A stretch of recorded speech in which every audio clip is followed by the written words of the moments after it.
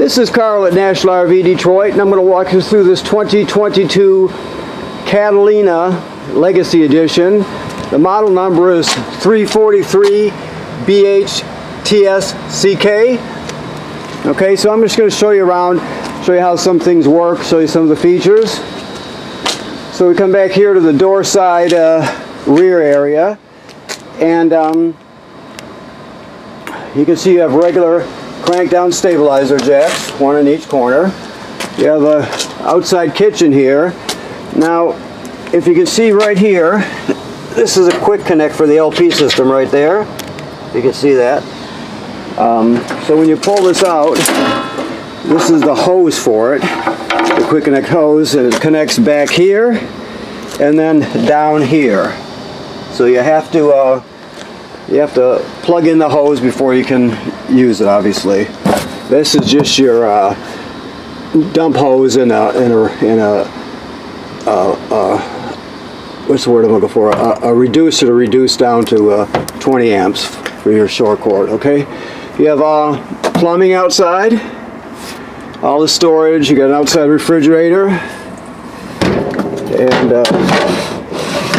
some drawers. Okay. Now you have a power awning with a LED strip, and the LED strip does change colors. You get a controller with it. This is the vent for the range hood, so if you're going to be venting to the outside using the range hood, you want to reach up there and flick up those two latches on there so the baffle flaps freely when you're venting. So when you're venting to the outside, free them up. If not, just keep them shut when you're traveling or in storage, whatever. Cable and satellite out here, the TV signal out is what we should say, and this is power right there, so you can put a TV set right there if you wanted to. This is your furnace vent. Your water heater works on both gas and electric. Because the trailer is winterized, let me get that little piece of paper off there. I can do it with one hand. Hold on, please. Come on. Okay. So this works on either gas or electric. Right now it's empty because it's winterized, so the water's been drained and the bypass valves are in winter mode. The bypass valves on the back of the water heater tank there.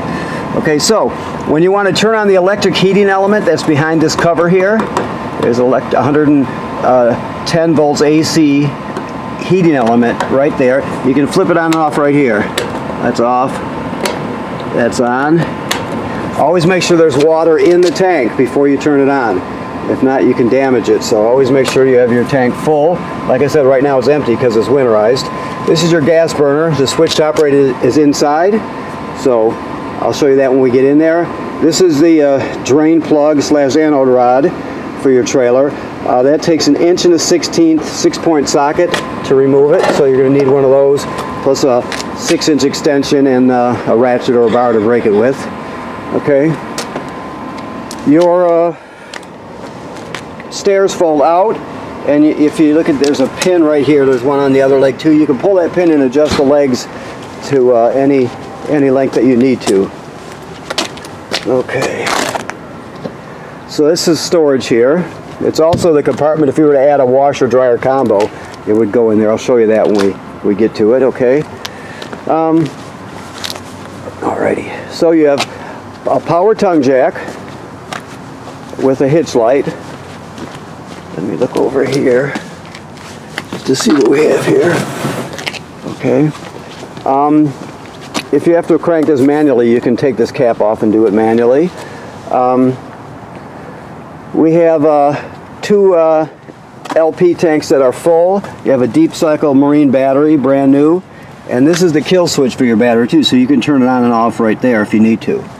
Alright. This is your short cord. It's a 50 amp cord. So you get the reducers with it. You get the reducer to reduce it down to a 30, and then you can reduce it down to 20 in case you want to plug it in your driveway when you're packing it up or something. But that's your 30 amp cord. You have 3 slide rooms. Right here, this is your fresh water tank fill. So the most common way to get water to the trailer is through the city water hookup, okay? If you're camping someplace that doesn't have city water, like you're boondocking or you're just someplace that doesn't have water, you can pre-fill your fresh water tank right here and then use the onboard pump to pump the water. So all the plumbing will work as though you have city water, even though you're pumping from the tank. This is just cable and satellite into the trailer. Okay. Excuse me. Here we've got a sprayer, outside sprayer / shower. This is your hookup here for your city water. That's the most common way to get water to the trailer. You're just going to hook the hose on there. Remember I showed you that you can fill the fresh water tank if you don't have city water. And this right here is a black tank flush. So after you dump your black tank, you leave the valve open like it states on this sticker here. Leave it open, hook the hose on there and turn it on, and it'll spray out the inside of your black tank, clean it off really well. Of course, this is your 50 amp hookup. I showed you, this is the shop cord here. I showed you your cord over there, up front I mean. So you have your black tank here, toilet water and waste. You have a gray tank here, sink and shower water, and another gray tank back there. So 2 gray tanks and 1 black. Remember to leave the valve open if you're going to use the black tank flush. Okay. So we're pre-wired for a backup camera. You can see that housing there. So it's Furrion is the brand. If you wanted to get one, it attaches right there, and then when you turn on your running lights, it'll activate the camera. Right now this is down. I just unpinned it, but this folds up when you're traveling. But you can also use it for, you know, any kind of storage or whatever you can use it for. It's held up by 2 pins, as you can see. While we're looking up here, remember the manufacturer states you should inspect your roof every 60 days, so you need somebody to go up there and look around, make sure there's no cracking or separation at any of the sealant, make sure there's no damage to the roofing material or to any of the attachments, you know, by low branches or road debris flipping up there. You're just going to inspect it and give it a good look over to make sure everything's okay. If for some reason it's not, you get it taken care of immediately. Odds are you'll go up there a long time, a lot of times before you'll ever have a problem with it, but that's why you inspect it, just to make sure, stay ahead of things. So you make sure you do that. Okay, let's go inside here.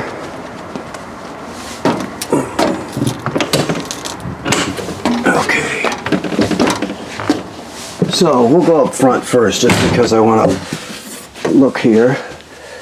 It doesn't have one of the drawers is just sitting here, so let me see if I can get it on with one hand here. It's cleaning up, I would think. Or is cleaning up.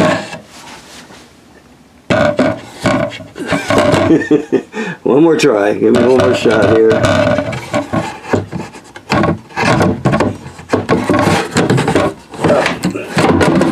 I'll do it with 2 hands when I'm not holding the camera. So we have 4 drawers here in a cupboard. You have, in this case, you have a blind, metal blind, but some of them are shades, I believe, out in the other room. We'll look and see. Now, I showed you that compartment on the outside, and I said something about the washer dryer. This is pre-plumbed and wired for a washer dryer combo. Or a stackable, either one. So you can put a stackable in here or a combo if you want to. It's got all the hookups already. Okay, this is your wardrobe here. So you can hang stuff up here. You got plenty of things, shelves for shoes and things like that. All right, now I just wanted to look at this to see if I'm missing anything down here. Okay, so that's just the box. There's your crank right back there for the stabilizer jacks, if you see it. And that's a box for your TV. Okay. This device here is your carbon monoxide and LP gas detector. It should always be green. If it's not green, get it checked out, get it serviced.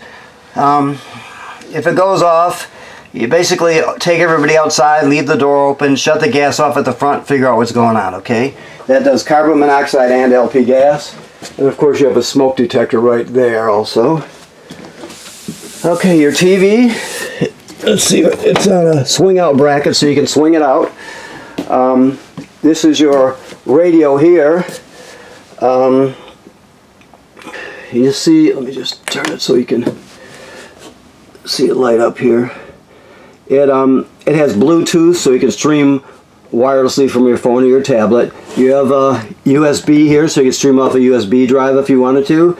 It has AM/FM radio, so it also has HDMI. This is an HDMI in, so if you needed to go into the system with like a portable Blu-ray player or a game machine or something, you can set it right here, plug it in, and go right into the front there. Hook it up very easy to go through to the TV set.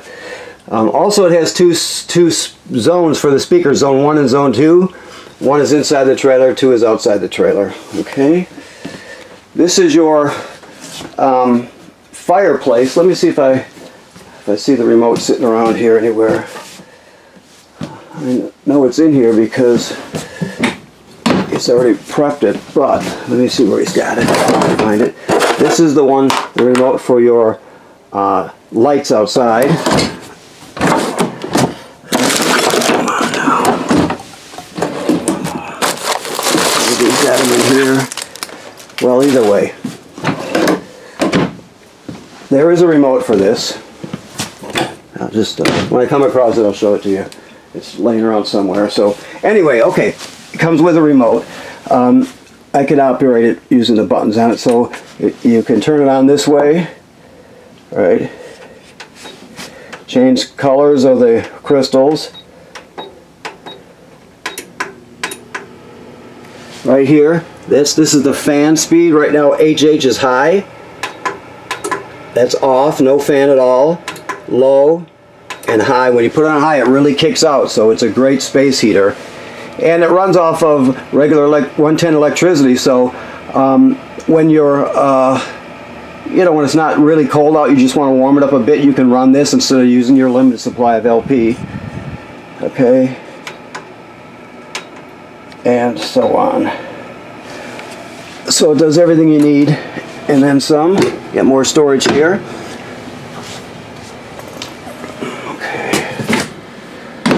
Okay, your couch here can jackknife flat and turn into a bed. Okay, you can take the poles out of the bottom of this table, set the tabletop on these cleats here, use the back cushion to fill in the space, and you can use it for another bed. Okay, this is your microwave, works like any other microwave. This is the range hood. Remember I told you there's a vent outside with a baffle on it, so if you're going to run the fan, like here, you want to make sure that baffle's open. You also have a light here. This is to turn your refrigerator on and off. So keep that in mind. You don't have to run the refrigerator all the time. It runs on 12 volts DC, so it's a 12 volt refrigerator. So it'll always be running off your battery, for example. So you can shut it off if you choose to. Your range here. Pretty simple. 3 knobs for the 3 burners, and then this one is for the oven here. So what you do is you choose. On this side it says oven, that side says range maybe, or stove. So you can see me turn on oven right there, shut it off, stove right there. So to light it, you're just going to go like so. You just push the knob in to spark it and hold it. Very simple. With the oven, you would go to oven here, which is, let me shut the stove down. So you're on oven right now. All the way at the back down here is a pilot light. So you can spark it. Here, let's do it this way. Go to the picture of the flame for pilot light, and then you depress it.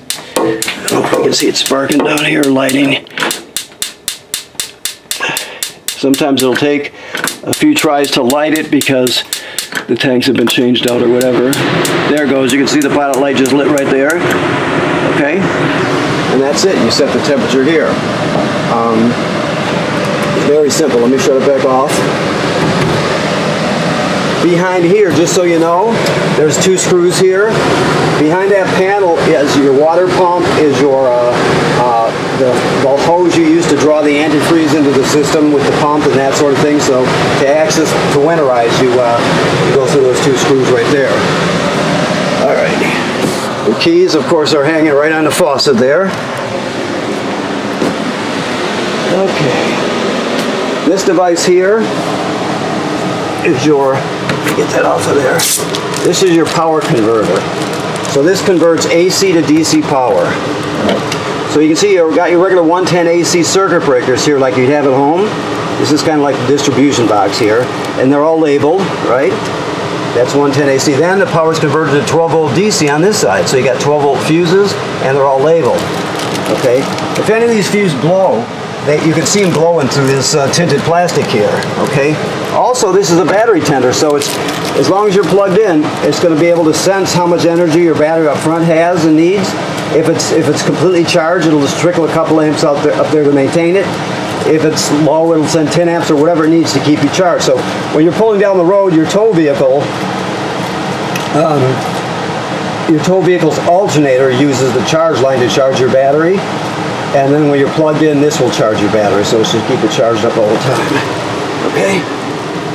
That's the power converter. And more storage. This, while we're standing here, this is the thermostat. You hit the mode button to light it up. I just shut it off by accident. I have the furnace going. So you just go through cool, back to furnace. You just select what you want. Right now it's set for 66 degrees, and that's all there is to it. Okay, so the sink and shower work like any other sink and shower. Get this with one hand here, so you have it right here. And of course your sink. The toilet is an RV toilet, so it has a flush pedal right here. The black tank is directly below. So when you get to the campground, you hook up your power and your water. Then you'll come in here. You can see there's still antifreeze here because it's been winterized. So when you get to the campground, you hook up your power and your water. You'll come in here. You'll put 1 dose of chemical in the bowl. Then you'll step on the pedal, and because you're hooked up to water, water will come swirling in, right? You stand on that to put at least a gallon of water in there. Some people use more, but you got to use at least a gallon of water and chemical. So after that, you can start using it. Otherwise, if you use it dry without chemical and water, the smell will be terrible and it can get clogged up. So you always have to have water and chemical in it. Okay. So back to the bunk room. So a lot of this is self-explanatory. You got a ladder to get up to this bunk here. This one here is folded up, but it comes down to a bunk. And then you have 2 more beds here. Both of these fold out, so there's room for 4 people to sleep in here, if need be. You can have 2 people plus 2 guests, well, whatever you have. Of course, these USB chargers are everywhere. Anytime you see a light that's not on, there's a button in the middle of it. So, okay. And this you can put a TV set or whatever you want here. It's got power, and then of course a TV hookup also. Okay, sliding door. Okay, I think we might have covered it here. Let me look around to make sure I've covered everything. I'll make sure you have your remote there.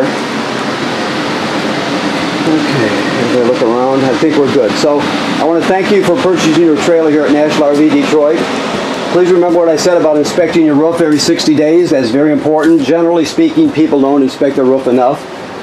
So make sure you get somebody up there to do that. Right now this is winterized, so the water has been purged from the system, replaced by antifreeze. The water heater is bypassed and it's empty. So you're set for the winter, okay? Thank you very much.